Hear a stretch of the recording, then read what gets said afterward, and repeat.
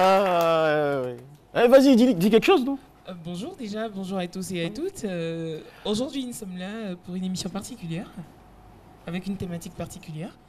Vous aurez l'occasion de découvrir quelqu'un de particulier. Mais tout ça, c'est juste après Jean-Michel.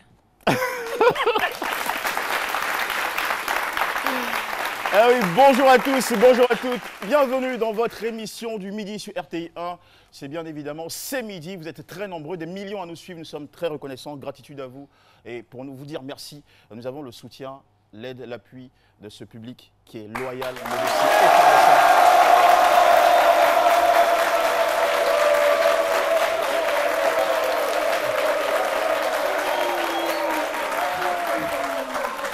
Ah, on se sent tellement bien ici, hein. Ça fait plaisir.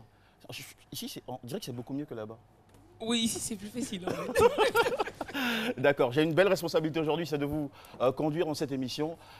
J'ai des amis avec qui nous allons travailler, ce sont les chroniqueurs de cette émission. Chroniqueur, c'était mon ancien statut il y a quelques jours. Je suis devenu présentateur maintenant. Alors, on va partager cette émission autour de plusieurs sujets et de plusieurs chroniques également. Vous avez ma chère Alissa à qui je dis le bonjour, en très très bon contenu pour nous. Oui, Jean-Michel. Oh, merci. Nous allons parler de mariage, de naissance et encore de naissance. Donc, pour connaître la suite, ne bougez pas. D'accord, c'est bien compris. Mariage et naissance. Et naissance encore. Ok. Vous avez un projet à ce sujet? Ah non, malheureusement. Plus tard, oui, mais pas maintenant. Ouais. Plus tard, c'est dans 5 ans? 10 ans peut-être. Attention, à pas vieillir avant le... Ok.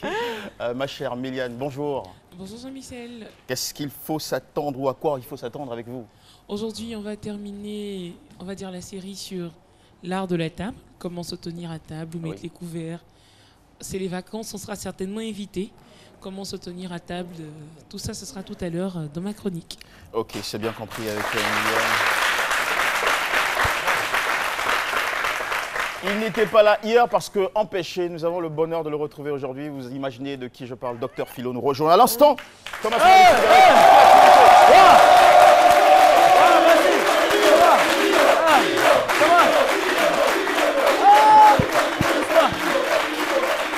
Comment ça va? Ouais, ça va. Bon retour. Ça va, ouais. Bon retour, mon frère. C'est mon cou là qui est... Caroline, elle est où? Caroline, elle se sent pas bien, elle est malade, elle est souffrante. Ah, d'accord. Ça va? C'est mon cou là. Qu'est-ce qui vous arrive? Non, ça... Caroline est souffrante et toi aussi tu as un mal au cou. Ah ouais, ça va pas. Hier, pendant qu'au même moment où vous étiez en train de parler de la route de l'esclave, moi j'étais la route de l'esclavage, moi je subissais l'esclavage de la route de l'autre côté aussi. C'est-à-dire c'était l'esclave, la route, c'est-à-dire entre Daloa et Saint-Fra, la route n'est pas bonne du tout. C'est-à-dire c'est des nids de poules, c'est ça qui a fait le coup là comme ça.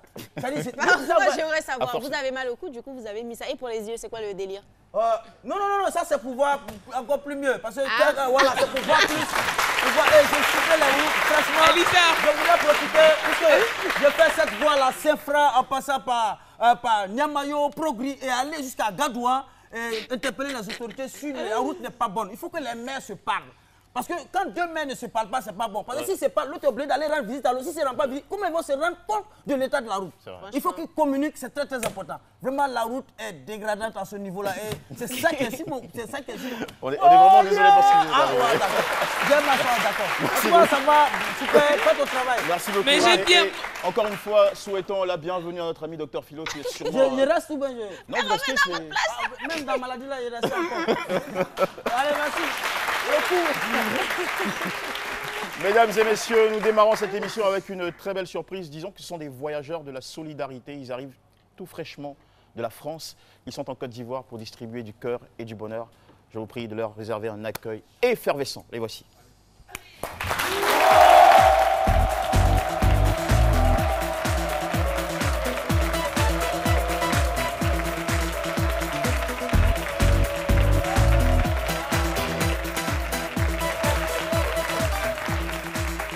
Bonjour à vous, bonjour. Et les présentations, maintenant, on va les faire. Diaby Abi, étudiante à l'école d'infirmerie. Smali Hedi, voilà, je vais essayer de parler comme vous parce que vous êtes tunisien, Smali Hedi. Et puis Kébé Fatou aussi, qui est étudiante en préparation ou préparatrice en pharmacie. C'est ça? En pharmacie, tout à fait. Étudiante préparatrice en pharmacie. Oui. Vous préparez Je comprends pas. Qu'est-ce que vous préparez En fait, c'est surtout de la vente de médicaments. D'accord. Pour le moment. Vous préparez des médicaments? Enfin, ça se fait plus trop en France maintenant. D'accord. C'est surtout la délivrance de médicaments. Ok, c'est bien compris. Et vous appartenez à une association qui s'appelle Hope of Street. On pourrait traduire l'espoir de la rue, qui se rend pour la première fois, pour la première édition aussi, en Côte d'Ivoire, histoire de rencontrer des enfants à qui vous avez le plaisir et le bonheur de donner du sourire. C'est bien ça. Alors expliquez-nous l'idée de cette initiative. Alors, je vais prendre la parole. Oui, allez. Alors, l'association a été créée exactement il y a un an, en juin 2016. Donc, elle a été créée à Épinay-sur-Seine, en banlieue parisienne. Donc, ayant la chance d'être né dans un pays développé qui est la France, on souhaite mettre à profit nos services à l'éducation des enfants. Oui. Et vous le faites en distribuant des cadeaux, des objets, vous faites des donations, ça fait partie de votre programme. Tout à fait. Expliquez-nous qu'est-ce qu'il y a comme... Oui. Donc, dans ce programme, pendant toute la semaine, on fait des activités avec les enfants. Et en fin de semaine, donc en vendredi, il y a une fête au village. Et donc, c'est à ce moment-là qu'on donne les donations aux enfants. Ok. Alors, quelles sont les villes que vous allez visiter en Côte d'Ivoire? Parce que vous êtes ici pour plusieurs étapes, je tiens à le souligner. Tout à fait. Donc, hier, on a commencé nos actions au village de Kofikro, juste après Bangerville. Ensuite, Elle est ivoirienne. Oui. Je suis ivoirienne, tout à fait. Et ça fait combien de temps que vous êtes en France? Je suis né là-bas, j'ai grandi là-bas, toute ma vie là-bas. Oh là là, oui, oui. D'accord. Oui, oui. Et vous venez chaque année en Côte d'Ivoire ou pas? Pas chaque année, mais j'essaye. En tout cas, je suis venu plusieurs fois durant mon enfance, tous les 1 an, 2 ans. Juste là, j'ai fait une longue pause, mais je suis de retour. D'accord, on est très heureux de vous avoir. Merci. Au service de votre pays en plus. Tout à fait, Okay, c'est un honneur, vraiment. Vous nous disiez alors que vous visitiez Kofikro, c'est bien ça? Tout à fait, Kofikro, donc jusque vendredi. Et vendredi, on va organiser une sorte de kermesse, donc une fête avec les enfants. Et là, on va donner nos donations. Ensuite, dès lundi, on part en immersion totale, donc on va dormir sur place, manger avec eux. Donc là, on va aller à Alépé, c'est à une centaine de kilomètres d'Abidjan. Donc pendant 4 jours, totalement. Pareil, on va faire des activités avec les enfants, comme des jeux de société, mais des jeux de société que nous, on fait en France. On va aussi apprendre des jeux ivoiriens comme la Walé. D'accord. On fait aussi un peu de danse, donc c'est pas de la danse ivoirienne, c'est un autre concept. Et on fait quoi d'autre? Des dessins, de la peinture, etc. Des activités d'éveil, de divertissement et tout ça. Et la dernière semaine, on ira au village SOS d'Abobo. D'accord. Voilà. Ok. Alors, je pense que toutes ces activités finissent sur un jour précis qui est consacré aux donations. C'est bien ça? Tout à fait. C'est quand ce jour et qu'est-ce que vous allez offrir? En fait, à chaque fin de séjour, donc tous les vendredis, quand on quitte l'endroit où on est, là on prévoit. Donc on est venu vraiment avec 6 gros cartons qu'on a fait venir par bateau. Il y a un peu de tout, il y a beaucoup de vêtements. Ah bon? Il y a du matériel médical stérilisé. C'est la Mauritanienne du groupe. Il y a aussi, comme on a dit, des vêtements, des jeux pour enfants, des jeux de société. Et vous avez financé tout ça de votre poche ou bien vous avez aussi fait appel à des... En fait, on organise des ventes de gâteaux qui nous permettent d'avoir des moyens financiers pour acheter tout ça. Des infirmières qui font des gâteaux, des infirmières pâtissières. Oui, voilà, exactement. Ok. Voilà. Et on organise aussi des brocantes. Et on a fait aussi un tournoi solidaire le 8 mai pour avoir un maximum de dons pour ce voyage humanitaire. Oh, c'est formidable. Alors, est-ce que c'est votre première en Afrique? Pas en Afrique. Vous êtes né aussi en France? Oui, je suis née en France, j'ai grandi là-bas. En février dernier, j'étais en Mauritanie, au Sénégal aussi, et c'est ma première fois en Côte d'Ivoire. D'accord. En tout cas, on est très heureux de vous accueillir en Côte d'Ivoire. Et quelles sont déjà vos satisfactions, mon cher Heidi? Heidi, c'est ça. Alors, de voir le sourire sur le visage des enfants, pour moi, c'est la plus belle satisfaction qu'on peut avoir en tant qu'humanitaire. D'accord. Mais après tout votre séjour, est-ce que vous comptez ramener avec vous quelques enfants quand même là-bas, qu'ils aient étudié là-bas, on sait jamais. Pas les donner leur assemblée. Est-ce que vous comptez? Oui. Alors, je veux dire que on est là aussi pour montrer la richesse qu'a l'Afrique et surtout la Côte d'Ivoire. Donc voilà, on veut leur apprendre Vraiment ce qu'ils ont, voilà, ce qu'ils ont déjà, tout à fait. Et vous les laissez, vous repartez après. C'est bon, il reste avec eux. D'accord. Alors, je tiens à rappeler que vous êtes en Côte d'Ivoire jusqu'au 26 juillet. Vous êtes l'association Hope of Street, une association d'étudiants en pharmacie, de travailleurs aussi, volontaires, parce qu'avant tout c'est ça, c'est un voyage solidaire, donc de générosité en faveur du continent et précisément des enfants du continent africain, à commencer par la Côte d'Ivoire. Vous avez déjà une idée de la prochaine... La prochaine destination sera peut-être la Tunisie. La Tunisie, voilà. d'accord. Vous irez chez Heidi. Voilà, exactement. Allez, on embrasse toute la Tunisie qui nous regarde. On vous remercie infiniment. Merci. Et puis, on vous embrasse très fort. Belle expérience ici en Côte d'Ivoire. Merci beaucoup. Voilà, Hope of Streets. Ça fait plaisir. Hein, c'est le genre d'initiative que vous aimez, ma chère Méliane, parce que vous aussi, vous avez un cœur large. Oui, effectivement, il faut dire que c'est des initiatives à encourager, surtout venant de ces jeunes. Ils auraient pu rester là où ils étaient, mais ils ont pensé à revenir au pays, à encourager des enfants, à procurer de la joie, surtout en ces vacances, et c'est à encourager, quoi. Je suis trop malin, en fait, je vous ai posé la question pour avoir le temps de regarder mes fiches. Ok, alors le thème du jour, c'est le suivant. J'ai réussi à me libérer de l'asmodée. Je suis sûr que j'ai perdu 1 million de personnes qui ne savent même pas ce que c'est que l'asmodée. Docteur Philo va nous en dire quelque chose. Même toi? Non, moi je sais, Pas du tout, d'accord. On va en apprendre des choses aujourd'hui à ce midi. C'est parti pour l'avis de Docteur Philo.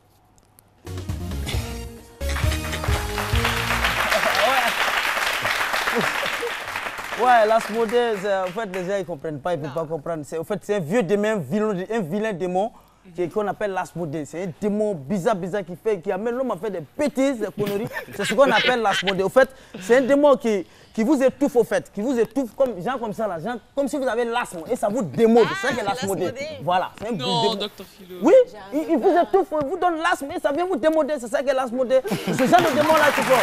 Et on sait, les démons, vous savez, on le sait, partout quand vous allez, on vous dit que le démon est invisible à l'œil nu. Mais avec ses lunettes, on voit le démon. Regardez, je peux voir l'asmodée ici par exemple. Non, je plaisante. Généralement, on dit les démons sont invisibles à l'œil nu et généralement, moi je dis que... Mais c'est vrai en plus, c'est pas, oui, c'est pas une généralité. C'est l'esprit. Ce sont des esprits. C'est des esprits, on ne les voit pas. Il y a des démons ici, mais nous, on ne les voit pas. Vous ne les voyez pas, mais moi je les vois. Voilà, il y a des démons ici. Et je vous dis...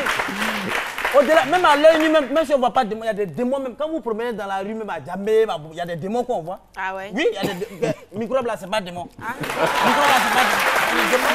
Alors, l'autre là, c'est parce que lui, il te donne l'asthme, puis il te démode, mais eux là, ils sont sales, puis ils volent. Ça, c'est salvo démodé. C'est ça que le démon salvo démodé. Alors, c'était l'avis du Docteur Philo. Merci beaucoup, Docteur Philo. On n'ira pas plus loin que ça. On retrouve tout de suite l'opinion de la rue sur cette question, à savoir qu'est-ce que l'asmodée? L'asmodée, c'est la première fois que j'entends parler même de ce mot. Il faut dire que je n'ai pas grande idée sur ce thème. L'asmodée, je n'en sais pas vraiment grand chose. Vraiment, je n'en sais pas vraiment grand chose. Quelqu'un qui souffre de diabète, on peut l'appeler asmodée. L'asmodée, je n'ai pas d'informations dessus. L'asmodée, sincèrement, je n'ai aucune raison. Je suis désolé. Oui, allez-y. Mais pourquoi ici? Vas-y. Revenez. Mademoiselle, revenez s'il vous plaît, revenez.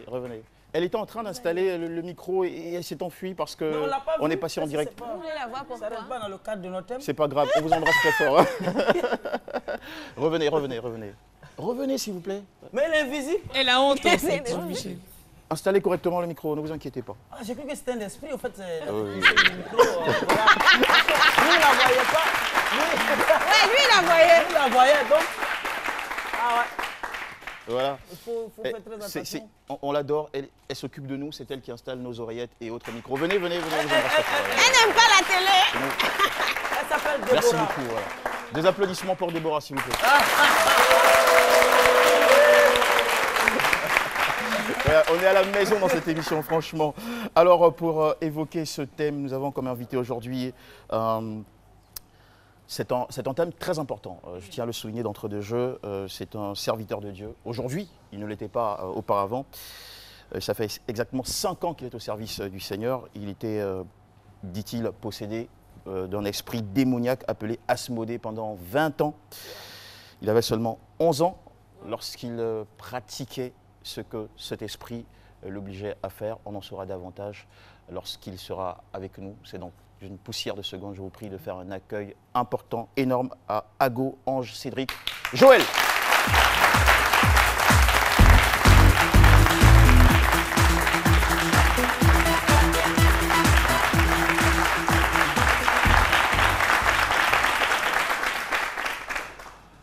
Monsieur Ago, Ange, Cédric, Joël, bonjour. Bonjour. Très heureux de vous accueillir sur le plateau de C'est Midi. Merci bien.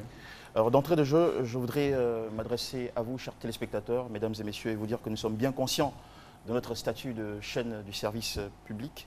Et à ce titre, nous sollicitons votre indulgence pour ce numéro spécial parce que le sérieux, le dramatique de la thématique nous imposera d'utiliser des termes forts, à la limite choquants pour certaines de vos sensibilités, mais nous ne pouvons pas faire autrement puisque nous avons aussi un devoir d'éducation envers vous. Donc nous comptons sur votre capacité de compréhension pour aller jusqu'au bout de ce thème qui sera forcément très utile pour bon nombre d'entre vous. Merci infiniment déjà de nous avoir captés, compris et d'avoir accepté l'orientation que nous allons prendre.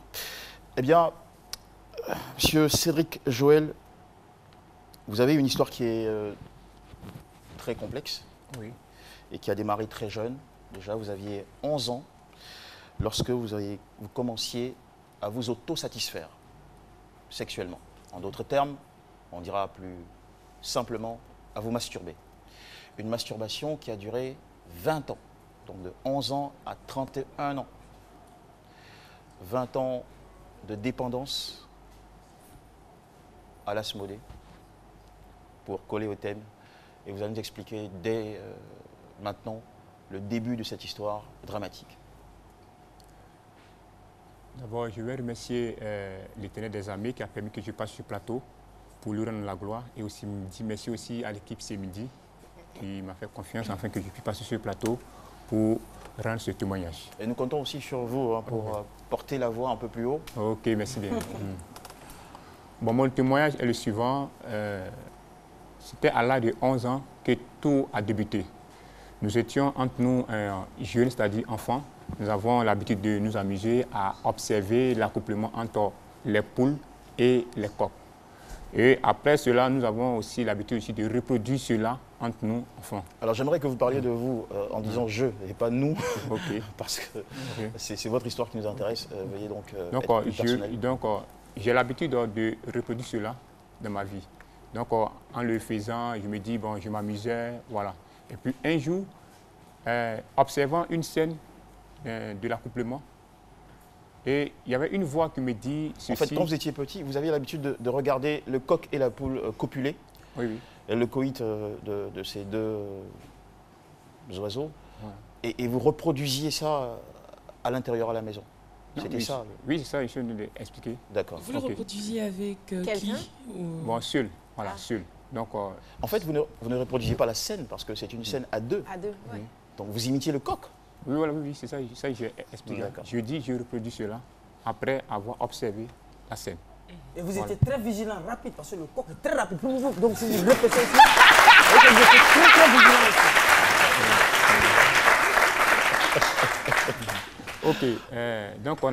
Donc j'avais l'habitude de reproduire cela. Donc j'ai commencé à me masturber depuis après cette scène. Après cette scène, j'ai commencé à me masturber et j'étais là-dedans jusqu'à ce que ça a commencé à grandir en moi. La masturbation a commencé à grandir en moi et cela m'amenait souvent tard dans la nuit, je veux dire 23h, minuit, de me lever, de sillonner le quartier pour observer dans les maisons des gens, c'est-à-dire au travers des fenêtres pour voir. Souvent je tombais sur la nudité des femmes, des hommes ou des hommes en à ce point-là? Oui, oui. Voilà, donc je partais regarder, puis en observant, je me disais qu'il y avait une carte mémoire dans mon esprit. Donc je mémorisais toutes ces scènes et je revenais dans ma chambre pour les reproduire. Reproduire. Donc pour les reproduire, ok, merci bien. Voilà, parce que j'aimerais savoir, vous ne reproduisez pas les scènes, parce que eux, c'est deux personnes qui le font. En fait. Vous le faites seul. En fait, vous repassez la scène au fait pour prendre votre plaisir. Oui, au fait, ce sont des choses imaginaires. On va jamais voir. Voilà, ce sont des choses. Vous aviez besoin de nourrir votre imaginaire de scènes sexuelles. Voilà. pour pouvoir vous motiver suffisamment pour vous masturber. Voilà. Ça, oui. Donc cela se répétait plusieurs fois. Et même souvent, je sortais dans les rues, que je le dis souvent, je sortais dans les rues, j'observais le postérieur des femmes mariées, des hommes, des femmes non mariées et tout cela. Et après avoir regardé cela, je repartais à la maison et je le faisais. Et cela durait un mois, ça a grandi. À ce qu'un jour, j'ai un ami qui est footballeur, il s'appelle Nounou Bailly, qui m'a donné des conseils là-dessus. Je lui ai en parlé, puis il m'a dit, c'est mieux de te donner au Seigneur, parce que la seule personne qui peut te délivrer de cette masturbation, c'est le Seigneur. Et bon.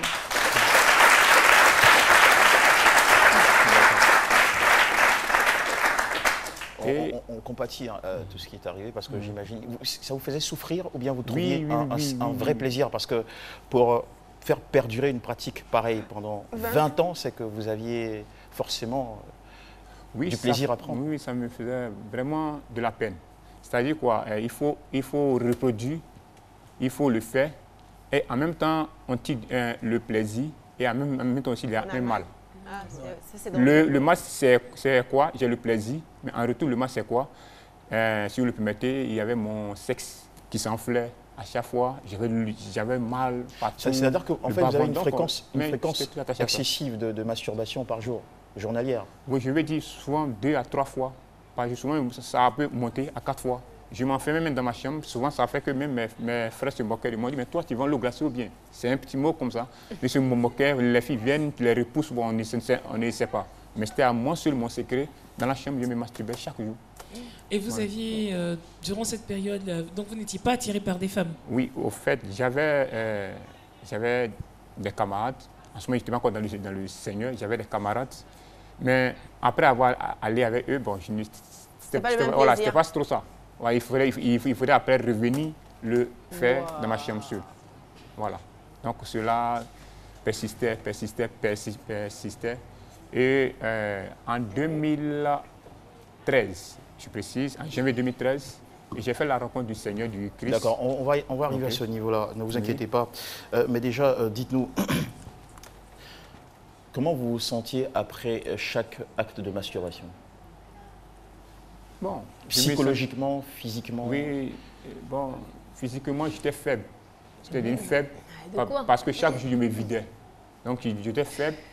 Puis, psychologiquement, bon, j'étais pas, au fait, content. Puis, bon, j'étais pas trop épanoui, j'étais triste, voilà. C'est vrai que j'étais avec des amis, souvent entre nous. On se taquine, on parle de ceux qui font Aoko, souvent on le dit dans le jargon. C'est une façon très ivoirienne de dire Aoko, se masturber. On le dit.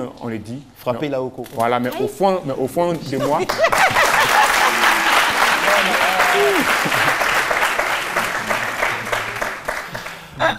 mais au fond de moi, lorsque je me trouvais seul, j'étais triste. Dans la merde, voilà. Mais, entre nous jeunes, entre nous enfants, entre nous, voilà. Alors, le contraste, c'est que vous dites que vous vous sentiez très mal après chaque acte de masturbation, mais vous y retourniez chaque fois. Oui. Pourquoi? Je ne savais pas. Si vous étiez vraiment dégoûté par cette pratique, pourquoi cette tendance à y retourner au point d'en faire 3, 4, voire plus par jour? Bon, moi, je ne savais pas, hein, mais je ne savais pas pourquoi j'étais toujours attiré par la masturbation. Mais c'est après quelques années après que j'ai fait... Ça veut dire quoi? Vous ne saviez pas, ça veut dire quoi? Vous étiez contraint chaque fois, malgré le mal que vous avez? Oui, vous allez comme ça? Oui. C'est quelqu'un qui vous poussait chaque fois à le faire? Obligé? Oui, c'est comme si j'étais attiré, comme de l'aimant, à le faire. Mais à quel moment vous arrêtez quand même? Est-ce que ce n'est pas la recherche du plaisir de cette pratique qui vous poussait à y retourner à tout moment? Non seulement c'était un plaisir que vous trouviez, mais c'était un plaisir safe, entre griffes, parce qu'il n'y avait pas de possibilité d'enceinte, ou il n'y avait pas de risque excusez-moi de l'expression, comme on dit à Abidjan, de taper poteau, c'est-à-dire d'aller vers une fille. Oui, c'est vrai aussi. Est-ce que toutes ces choses-là... Non, en fait, c'était pas ça. C'était pas ça. Mais moi, j'étais là-dedans, mais je ne savais pas pourquoi je le faisais. Voilà. On va dire que c'était un peu comme une oppression. Voilà. Et ça vous blesse, mais vous êtes dedans quand même. Oui. Mais moi, au fait, je vais préciser une chose. Une chose. Lorsqu'on est dans la masturbation, on atteint à des degrés. Oui, on atteint des degrés. Et il y a une chose, il faut comprendre une chose, c'est que Au début, c'était peut-être avec le savon, tout ça, mais moi, je n'étais plus à ce stade-là. Ah. Oui. C'était un autre niveau.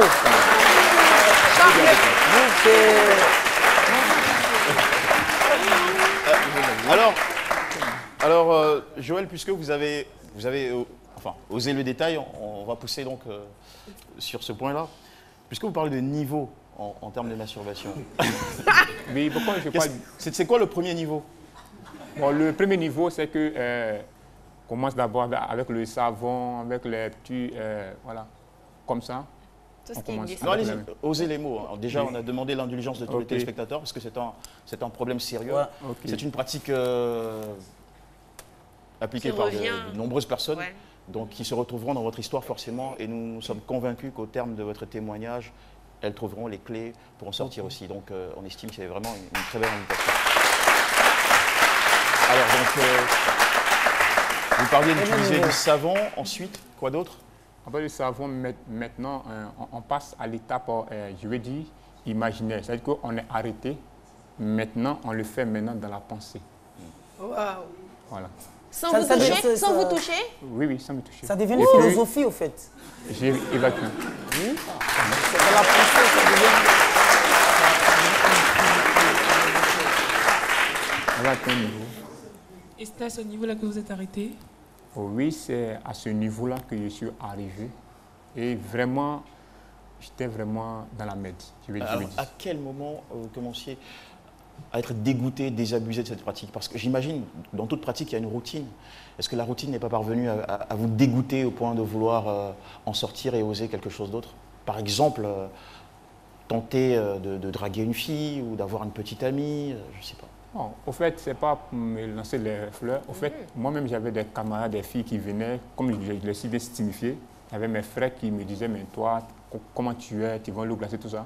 Mais ce n'est pas au fait au niveau des filles. C'était un peu, voilà, comme ça que je le faisais sans fois le savoir pourquoi je faisais. Non, ça, on l'a compris. Mais ce qu'on veut comprendre, est-ce que vous êtes en train de nous dire autrement que vous étiez insensible au charme féminin? Oh, les filles, elles ne me disaient pas trop grandes choses. Voilà. Oui. Mais pas tout, et pourquoi Vous dites? Bon, je me disais que le plaisir que j'ai dans la masturbation, je veux tout là-bas. C'est tout? Non, non, quoi. À quoi ça de se tuer?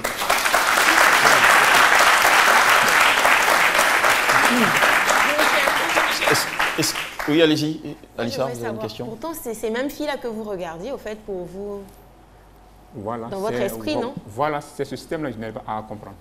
En fait. Parce que les femmes ne vous attirent pas, mais il faut que vous voyez des scènes. Oui, il faut voir les scènes, même des films pornographiques. J'avais des téléphones, j'étais toujours enfermé en train de remplir l'esprit des films pornographiques. Voilà. Du coup, quand vous voyez ces filles-là, tout ce qui est à l'intérieur, c'est que vous voulez rentrer chez vous, vous mettre bien, voilà. Quoi. Sans les filles. Ah, d'accord.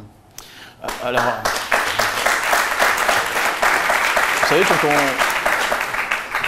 Joël, quand on traverse des situations pareilles, on se pose beaucoup de questions, on s'interroge sur soi-même, sur les mobiles qui nous entraînent dans une telle dépendance.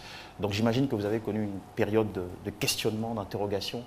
Est-ce que vous n'avez pas, de façon très franche et sincère, réalisé qu'au fond, cette pratique était peut-être due à votre manque de confiance en soi? Peut-être que vous n'avez pas suffisamment confiance en vous. Non, non, je n'ai pas pensé à ça. Je n'ai pas pensé à ça, mais au contraire, je me posais... Peut-être dû à... C'était peut-être dû à la peur aussi d'aborder une fille. Rien. En fait, rien la peur de draguer, la peur d'oser, de franchir le cap? Non, pas du tout. Rien de tout ça? Rien de tout ça. En fait, je ne sais pas, mais ce n'était pas au niveau des femmes. En fait, c'était une chose qui était là, que je devais obéir. Voilà. Et tu vois, Jean-Michel, là, ça nous montre justement l'ampleur de ce qu'il disait tout à l'heure lorsqu'il parlait d'être esclave d'Asmodée. Parce que c'est justement ses caractéristiques, c'est comme ça qu'il fonctionne. Vous le connaissez? Oui, je le connais. Ah, vous avez été victime. Ah, vous avez aussi... Non, Jean-Michel, pas en tant que victime, dans des recherches que j'ai faites, dans des études justement sur la spiritualité. J'ai découvert comment il fonctionnait. Et comme il le dit, ça rend esclave en fait. D'accord. Vous avez des amis c'est son histoire qu'on veut pratique, écouter. Merci de nous dire que vous avez fait ça aussi d'une autre façon. Juste pour vous taquiner. Alors, heureusement que cette pratique a finalement connu un aboutissement. Oui. Et tout est arrivé à partir d'une certaine date dont vous allez maintenant nous donner l'explication, le détail. Maintenant, en 2000, je précise bien, en janvier 2013, je fais la rencontre du Christ. Et lorsqu'on fait la rencontre du Christ, il faut dire une chose, il y a une joie immense qui doit vous habiter et vous devez maintenant marcher avec lui. Mais quelque part, j'ai compris une chose, c'est vrai qu'il y avait reçu cette joie, mais cette joie, elle est restée au cou. Elle n'est pas totalement descendue en profondeur. Ça veut dire quoi? J'étais toujours tenu en esclavage par l'esprit de la masturbation. Voilà. C'est-à-dire que vous êtes devenu disciple de Christ. Christ, en même temps. Heureux d'être sauvé, on va dire, mais malheureux intérieurement de tomber toujours dans cette tentation à la masturbation. D'accord. Maintenant. On en parlera la suite dans un petit moment. C'est une histoire qui est vraiment très intéressante parce que humaine. Et puis sûrement parce que vécu par beaucoup ou certains de nos téléspectateurs. Restez avec nous. On revient juste après la pub pour continuer de discuter en compagnie de M. Ago, Ange, Cédric, Joël. À tout à l'heure. Alors ma soeur, on dit quoi? Tu as vu le dernier zongolien de Kimka? Quoi? Attends, je t'envoie ça. Tu vois, non? C'est comme ça que je dois m'habiller ce soir. Avec le forfait réseaux sociaux, l'accès Facebook et Facebook Messenger, Twitter, WhatsApp et Viber est gratuit. Tweet sans limite et chat en instantané avec tes amis partout dans le monde. À 200 francs pour 24 heures illimitées ou 500 francs pour 7 jours non-stop. Move, no limit. Ce midi sur RPI1, nous sommes de retour en compagnie aujourd'hui d'Ago, Ange, Cédric, Joël qui nous raconte son histoire, celle d'un esclave de la masturbation et précisément d'un esprit mauvais qui s'appelle l'Asmodée, un esprit démoniaque qui serait à l'origine de cette pratique et qui personnifierait la colère et la fureur. Merci beaucoup d'avoir eu le cran de venir partager une pareille expérience sur un plateau de télévision. Vous n'aviez pas eu honte auparavant de le faire? Non. De devoir le faire? Non. D'accord. Mais vous aviez honte à l'époque de pratiquer Je le dis en public. À l'époque, vous sentiez de la honte, de la gêne? Oui, parce que c'est un esprit qui n'aime pas qu'on l'expose. Au fait, il n'aime pas qu'on l'expose. J'espère qu'il ne vous créera pas de problème après cette émission. Hein. D'accord. Alors, vous nous disiez que vous aviez rencontré, enfin, fait l'expérience du Seigneur et que vous étiez plein de joie, mais que vous aviez cette pince d'amertume parce que la pratique perdurait. Comment, finalement, vous êtes-vous défait de la masturbation? Ok, merci. En janvier 2013, je crois le Seigneur, comme je l'ai si bien dit, mais avec aussi, à la fois aussi, n'était pas dans les conditions. Donc j'ai commencé à aller à l'église, faire comme tout chrétien. Et en avril 2013, le Seigneur va se révéler à moi, me faire comprendre qu'il va m'emmener à travailler pour lui, c'est-à-dire une mission, c'est un mouvement d'évangélisation qu'on appelle le profil SM Prédication Jésus-Christ. D'accord, ça c'est le côté service du Seigneur. Non, tout ça. oui, mais nous on est très intéressés par je veux dire la fin de la pratique. Comment est-ce que vous avez trouvé les clés de la liberté vis-à-vis de la masturbation? Bon, si vous permettez, parce que c'est en expliquant que... D'accord, allez-y. Mais vu qu'il ne nous reste pas assez de temps, je voudrais que vous alliez à l'essentiel. Voilà. Donc après cela, bon, je me plaignais devant la face du Seigneur et le Seigneur s'est révélé à moi pour me faire comprendre, non, que lui, sa pensée n'est pas la pensée des humains, que lui, il est souverain, c'est qui il choisit. Et ça, c'est ce qu'il vous a dit lorsque vous lui avez demandé de l'aide pour sortir de la masturbation? Que je suis, malgré tout, qui m'amène à faire une mission pour toi, et puis je suis encore esclave. Est-ce que cela... Or, la Bible nous dit que sans la sanctification, nous ne verrons le Seigneur. Donc j'ai compris cela.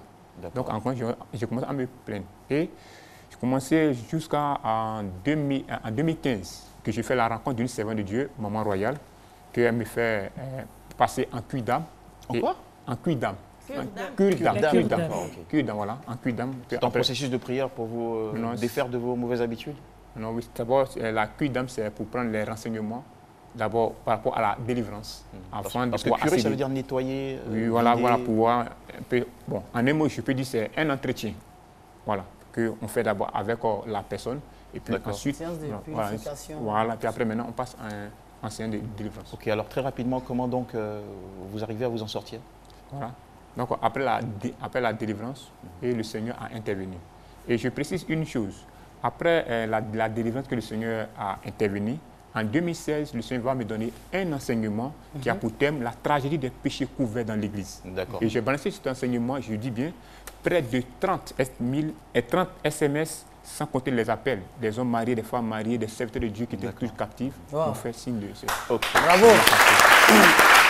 Alors, avant de terminer avec vous, Joël, vous allez nous dire, est-ce que votre regard sur la femme a changé aujourd'hui après toutes ces années de masturbation et enfin de liberté?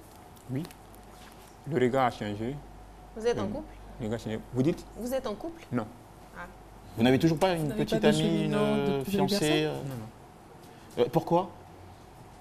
Bon, parce que le temps n'est pas encore favorable. Vous ne vous sentez pas prêt? Voilà. Mais sinon, vous répondez au charme féminin? Oui. Vous répondez, d'accord. Ok.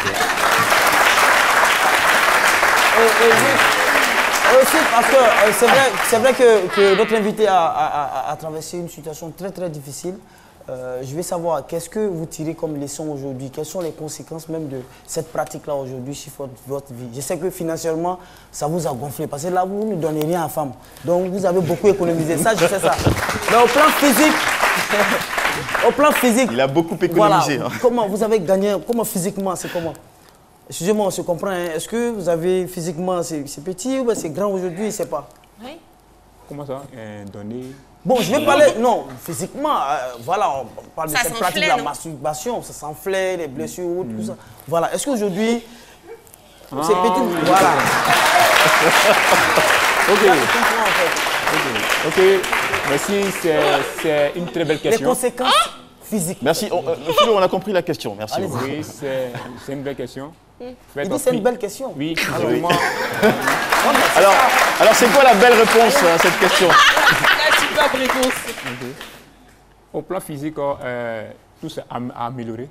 Il n'y a plus rien à dire, il n'y a plus de mal et tout va bien. D'accord. Et il se porte bien? Oui, il se porte très bien.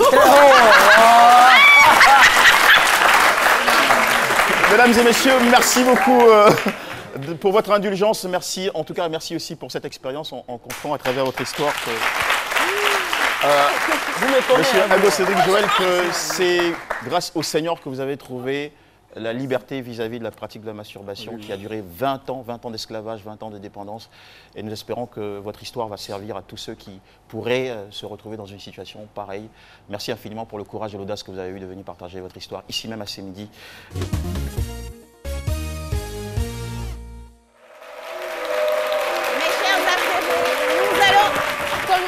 Avec le chanteur Kesha qui a accueilli sa petite fille ce week-end. Elle s'appelle Ashia Katerina Victoria et j'aimerais qu'on le félicite avec des applaudissements. Alors Alissa, vous rêvez d'avoir en premier une fille ou un garçon comme bébé? Un garçon. Moi je veux peut-être 4 garçons. 4 garçons? Ouais, une armée quoi. Et pourquoi que des garçons? C'est pour éviter le stress de l'éducation d'une fille? Parce qu'elle aime les filles. J'aime les petits garçons. Je les trouve mignons. D'accord, il n'y a pas de souci. C'est bien compris. Après, nous avons Beyoncé aussi qui a accueilli ses jumeaux qui se nomment Rumi et Cyr. C'est le vent des maternités apparemment. Ouais. En ce moment, c'est les maternités. Rumi et Cyr, c'est une fille et un garçon. Rumi qui veut dire beauté en japonais et Cyr qui veut dire monsieur en français. Et comment on dit beauté en abouré? Désolé, je ne savais pas que ce serait une colle. Ça se dit tout simplement Alissar. Hey. Non, beauté en abouré, c'est ébé. Ébé, c'est pour les hommes. Oui, ébé, c'est pour les hommes, Philo. Ébé, c'est pour les hommes. On vous laisse poursuivre, Alissa. Merci beaucoup. Donc, Rumi et Cyr, Madame West, c'est-à-dire la femme de Kanye West, a amené des petits cadeaux à Beyoncé à l'hôpital. Elle lui a emmené des maquillages de près de 75 millions parce que Kim Kardashian a lancé sa collection de make-up et aussi des habits d'une valeur de 5 millions. Mais un bébé n'a pas besoin de maquillage? Pour la maman, en fait. pour la maman. Et les habits, elle a aussi ramené des habits de sa dernière collection d'une valeur de 5 millions. Qu'est-ce que la Queen Bee a fait? C'est-à-dire qu'elle a offert tout ça aux infirmières de l'hôpital. Sans même en garder un seul? Non. Ça voudrait dire quoi? Que le torchon brûle entre ces... Oui, il y a un gros clash en ce moment parce que Kanye West, qui était sur la plateforme de Jay-Z, la plateforme qui se nomme Tidal, Kanye West a quitté cette plateforme-là parce qu'il accuse Jay-Z de vol. Donc, ça n'a pas toujours été l'amour fou entre les deux, enfin entre les deux femmes, c'est-à-dire Beyoncé et Kim. Mais moi, je pense que franchement, ça va.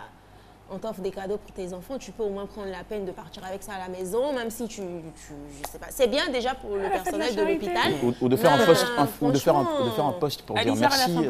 Oui, franchement, même de la charité, je pense qu'elle est quand même allée un peu fort là. Franchement, elle aurait pu s'abstenir de faire ça. Je trouve que c'est très méchant, quels que soient les litiges et tout. Et ça nous dit aussi que les guéguerres entre femmes sont parfois très impitoyables. Ouais. En tout cas. On va terminer avec Messi qui s'est marié le week-end dernier, après 10 ans de vie commune avec sa camarade d'enfance, Antonella. Voilà. Le problème, c'est la maman 10 ans de vie commune, 2 enfants. Oui, et 2 enfants, merci. C'est la maman de Messi, au fait, qui a essayé de voler la vedette à la mariée. On précise de qu'il quelle n'était manière? pas avec sa robe. C'est carrément une robe de mariage. Ah, d'accord. C'est du blanc, c'est de l'argenté, ça tire carrément sur une robe de mariage. Il faut préciser que selon les magazines anglais, la mère de Messi se serait opposée à ce mariage-là. Donc, à la grande surprise de tout le monde, elle s'est ramenée comme ça. Ah, elle n'était pas invitée? Ben si, mais on ne savait pas qu'elle allait s'habiller comme ça. Ah, d'accord. Tu t'habilles pas en robe de mariée pour venir à un mariage, c'est pas ton mariage. C'était peut-être pour exprimer sa solidarité à l'épouse. Drôle de manière. Drôle de manière, mais en tout cas, c'est tout pour aujourd'hui. Merci beaucoup, Alissar, qu'on applaudit très fort. Et l'enchaînement avec notre chère Méliane Cuny, qui depuis une semaine ou 2 semaines maintenant nous en apprend un peu plus sur l'art de la table, l'art de vivre. Comment se tenir à table. Les cuillères, les fourchettes, vous posez les assiettes. Oui, effectivement. J'ai pas suivi la dernière fois, c'est ce que vous nous avez appris. Oui, la aussi. dernière fois, j'ai parlé de comment manger le riz avec la fourchette et tout. Et là, on termine. Honnêtement, je préfère manger du riz avec la cuillère. Ça se fait pas. D'accord. On vous écoute juste après ça.